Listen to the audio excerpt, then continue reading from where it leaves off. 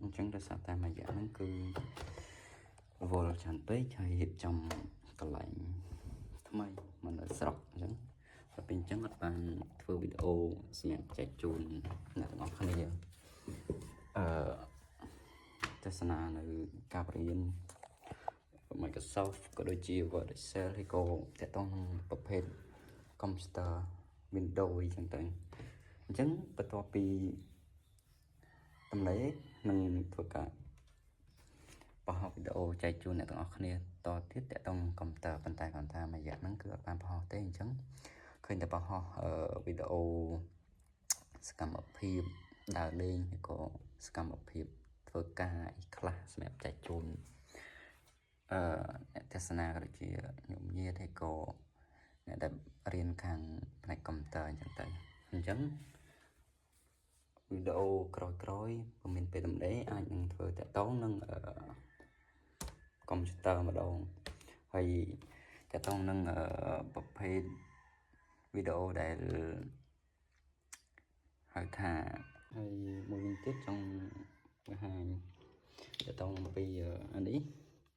ជាប្រភេទដុំ external ដែរគាត់ថាវា copy ដុំ external ASD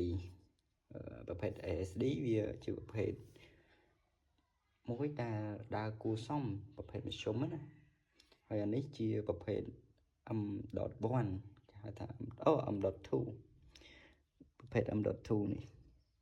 អញ្ចឹងកាលណាដែលអាហ្នឹងវាខ្លាំងចង់និយាយថាវាខ្លាំងជាង ASD នេះវាមានកម្លាំងប្រហែល 3.1 USB 3.1 អញ្ចឹងខ្លាំងជាងប្រភេទ ASD ទូទៅហើយអានេះ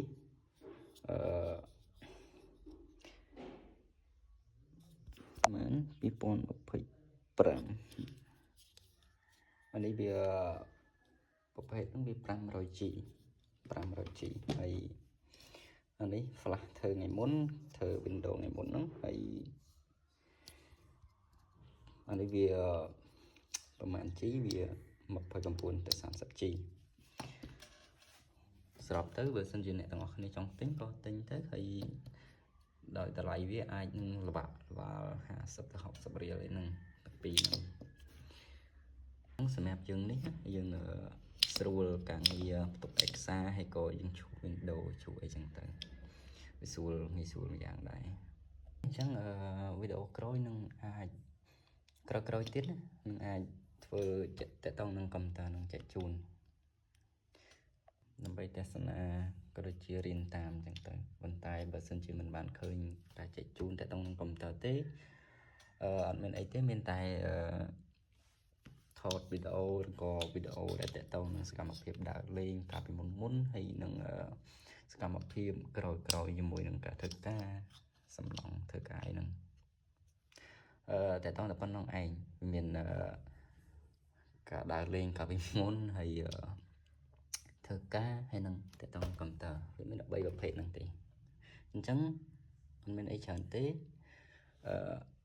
ជំរាបក៏ដូចជាអរគុណច្រើនសម្រាប់ប្រកាសទស្សនារាល់វីដេអូដែលបានបង្ហោះទៅជំរាបលា